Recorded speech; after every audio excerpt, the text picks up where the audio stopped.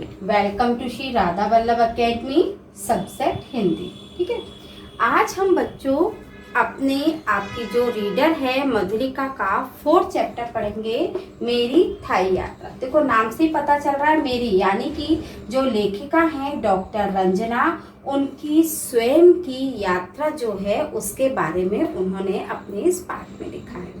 ठीक है, तो सबसे पहले शीतावकाश में यानी कि सर्दियों की छुट्टियों में जो लेखिका हैं उन्होंने सोचा कि कहीं यात्रा करने जाया जाए। तो उन्होंने कई स्थानों के बारे में सुना हुआ था, कई विदेशी यात्राओं के बारे में सुना हुआ था, कई पर्यटक स्थलों के बारे में सुना हुआ होता है, लेकिन जो थाईलैंड के पर्यटक स्थल और वहाँ के समुद्री स्थानों के बारे में उन्होंने जो दर्शनीय स्थलों के बारे में सुना था, उसको देखकर उनका मन थाईलैंड जाने का हुआ। तो उन्होंने अपने शीतावकाश में यानी छुट्टियों की यात्रा में थाईलैंड जाने का उन्होंने प्रोग्राम बनाया और अपने इस पाठ में मेरी थाई यात्रा में उन्होंने थाईलैंड की यात्रा का पूरा अपना जो अनुभव है वो अनुभव बताया है और वहाँ के जो स्थान हैं, जैसे वहाँ पे वो किस समय पहुँची, जाते समय उन्होंने हवाई यात्रा की तो उन्हें आसमान में कैसा अनुभव हुआ, फिर उन्होंने जब वहाँ पे टैक्सी ली, टैक्सी से वो होटल पहुँची है किसी स्थान पे पहुँचने के लिए, जब उन्होंने टैक्सी ली तो वहाँ पर उन्होंने सड़कों पर यातायात का इतना नियम पालन देखा कि उन्होंने उससे कंपैरिजन किया कि शायद हमारे देश में भी इस तरह का नियम पालन होता तो कितना अच्छा होता।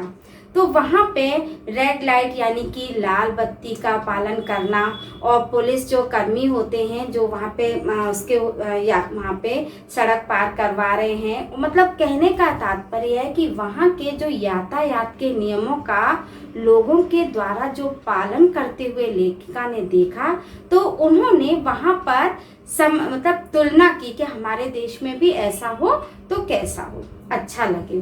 तो इस पाठ में उन्होंने अपनी इस यात्रा के दौरान उन्होंने जो जो अनुभव किया और वहाँ के पर्यटक स्थलों के बारे में उन्होंने विस्तार पूर्वक अपना इस पाठ में बताया। जैसे उन्होंने वहाँ पर एक समुद्री स्थान पे वहाँ गई तो वहाँ पे समुद्र के नीचे उन्होंने जो जलीय जीव जंतु है उनका बिल्कुल इतना करीब से उनको देखा और इतना अच्छा अनुभव उनको हुआ कि मतलब वहाँ का जो दर्शनीय अनुभव है उनके मन मस्तिष्क पर छा गया। वहाँ पे महात्मा बुद्ध की जीवन के बारे में भी बताया और भी जो कुछ उन्होंने वहाँ पर देखा वो सारा उन्होंने इस पाठ के माध्यम से आपको बताया है। ठीक है, तो आज हम इस पाठ में जो लेखिका की थाई यानी कि थाईलैंड की जो यात्रा है उसका विस्तार पूर्वक इस पाठ में पढ़ेंगे। इस पाठ को पढ़ने से पहले इस पाठ में जो भी डिफिकल्ट वर्ड्स यानी शब्दार्थ आते हैं उनको पहले हम पढ़ेंगे, उसके बाद में पाठ को एक्सप्लेन करूँगी। सबसे पहले शीतावकाश यानी सर्दियों की छुट्टियां, यानी सर्दियों की छुट्टियों में ही जो लेखिका है डॉक्टर रंजना वो थाईलैंड की यात्रा पे गई थी। ठीक है, परिधान यानी वस्त्र।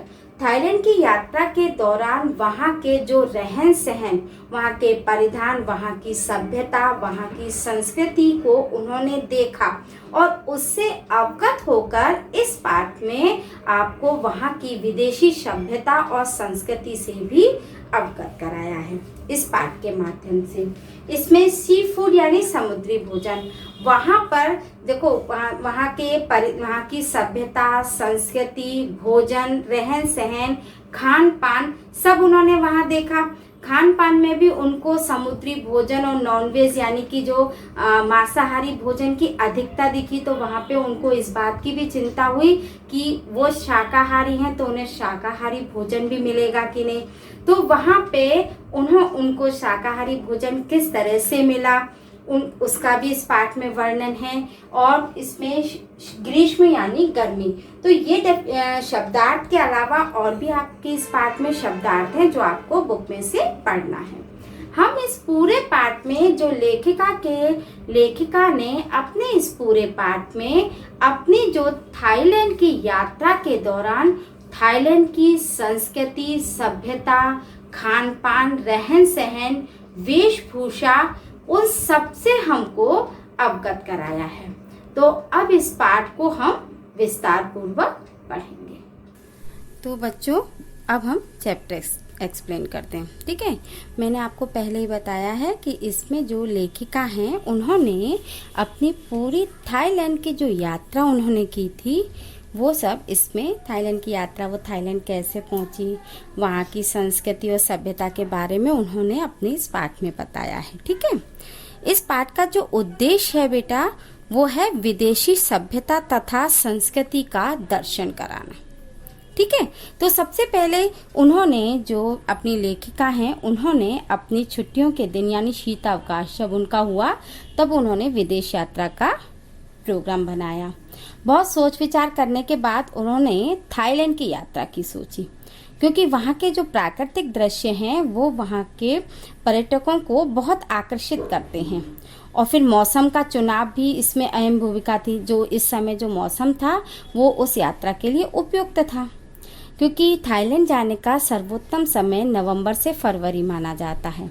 यहाँ मई से अक्टूबर तक वर्षा और नवंबर से अप्रैल तक ग्रीष्म ऋतु यानी गर्मी की ऋतु रहती है। सितंबर अक्टूबर तो सर्वाधिक बरसने यानी पानी वाला, मतलब पानी बरसने वाला महीना होता है। तो इस मौसम में तो वहाँ पर न जाने की हिदायत दी जाती है। अब थाईलैंड की यात्रा उन्होंने जाने की सोच ली तो फिर अपनी सारी तैयारियां शुरू कर दी। 25 दिसंबर प्रातः 8:45 के लगभग दिल्ली के अंतर्राष्ट्रीय हवाई अड्डे से उनका विमान उड़ा और उनकी जो थाईलैंड की यात्रा प्रारंभ हो गई। कुछ समय बादलों में उड़ान भरते समय रंग बिरंगे बदलते आकाश लोक को देखकर उनका मन विस्मित हो रहा था। बादल कभी सफेद रुई जैसे लगते तो कभी विशेष आकृतियों में ढले, ऐसा लोग बनाते जैसे शायद परियों की दुनिया बसी हो। बचपन में दादी माँ की कहानियों में जैसी होती थी।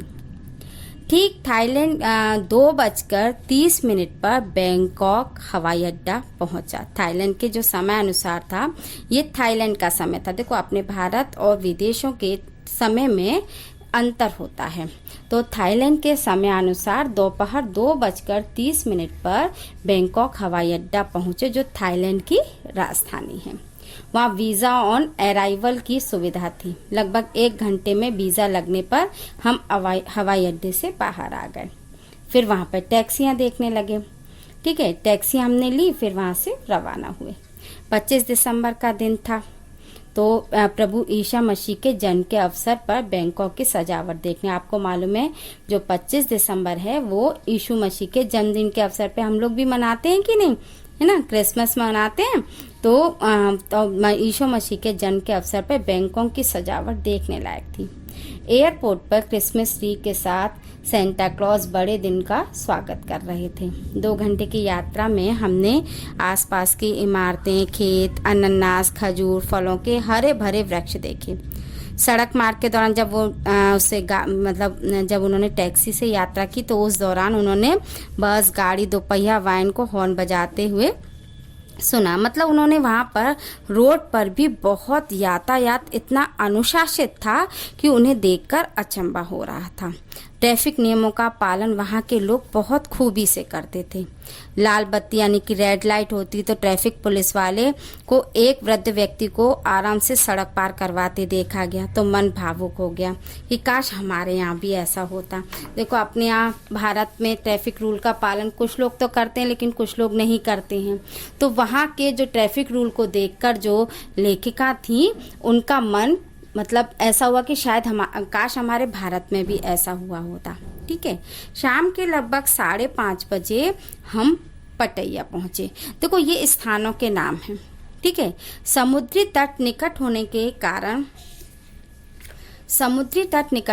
कारण वहाँ सड़क के किनारे पर अत्यधिक मात्रा में सी फूड नज़र आ रहा था।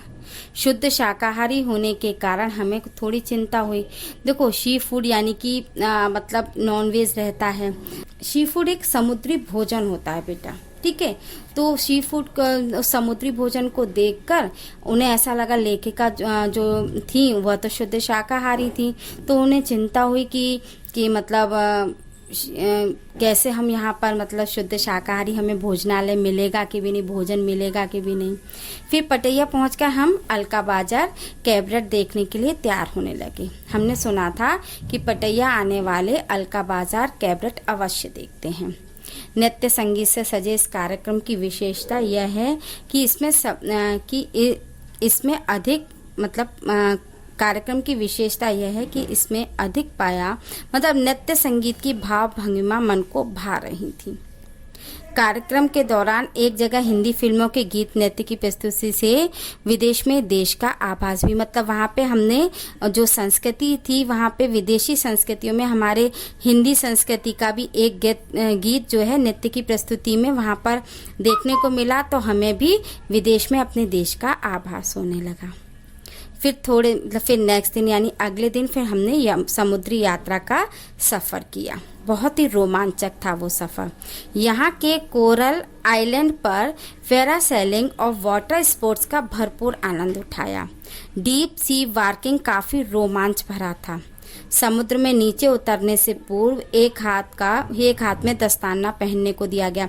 देखो यहाँ पे एक समुद्र है, मतलब समुद्र में नीचे जाकर भी लोगों को मतलब वहाँ के समुद्र के अंदर जाकर भी देखने को मिलता है। तो वहाँ पर जब लेखिका गई तो वहाँ पर उनको एक हाथ में दस्ताना पहनाया गया।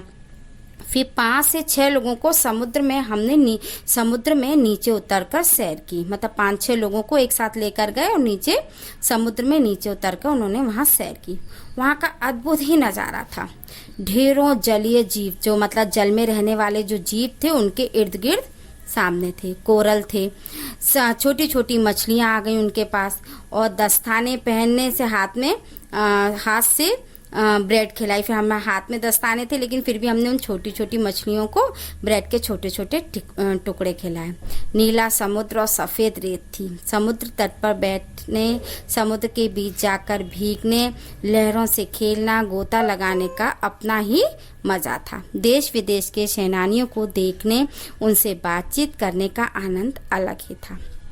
फिर पटैया की यात्रा के दौरान भी वहाँ के एक गाइड ने, मतलब जब हम किसी यात्रा को करते हैं तो वहाँ के दर्शनीय स्थलों को हम जानते तो हैं नहीं, तो उन दर्शनीय स्थलों के बारे में बताने के लिए हमने गाइड कर रखा था। तो उस गाइड ने हमें जानकारी देते हुए कहा कि बहुत पहले यहाँ मछुआरे गाँव हुआ करते थे, मतलब उसकी संस्कृति बताई कि पहले यहाँ पर क्या था। अप्रैल 1961 में वियतनाम के विरुद्ध अमेरिकी युद्ध में भाग लेने वाले लगभग 100 सैनिकों की टोली यहाँ आराम करने आई। तभी से ये स्थल पर्यटक स्थल के रूप में प्रसिद्ध हो गया। अनुमान है कि यहाँ हर साल 5 लाख के करीब पर्यटक आते हैं और यहाँ की नाइट लाइफ चर्चित है, मतलब रात की जो जीवन शैली है वो यहाँ की चर्चित है। फिर रात में चलने वाला restaurant, bar, theatre, night club, massage parlour, cabaret सब कुछ है, क्योंकि यहाँ पे नाइट लाइफ यानी कि रात में जीवन शैली जो होती है उसको कहते हैं। तो बहुत प्रसिद्ध वहाँ पे रात को restaurant, bar, theatre, night club, massage parlour, cabaret सब कुछ होते थे। सूर्योदय से लेकर सूर्यास्त तक वहाँ बहुत सी गतिविधियाँ होती हैं जिसका आनंद लेखिका ने भी उठाया और यहाँ पर उठाया जा सकता है। फिर समुद्री यात्रा से लौटकर दोपहर का भोजन करने के बाद हम लोग जेम्स गैलरी देखने गए। देखो यहाँ के जो दर्शनीय स्थल हैं उनके नाम, सबसे पहले वो कहाँ गए थे, आइलैंड पर, है ना, आइलैंड जो समुद्र के नीचे उन्होंने यात्रा की।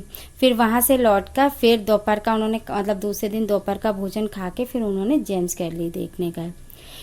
वहाँ पर बहुमूल्य रत्नों के बारे में जानकारी दी गई। तत्पश्चात नोंग नूच गांव देखने गए। वहाँ हमने थाई संस्कृति को निकटता से देखा।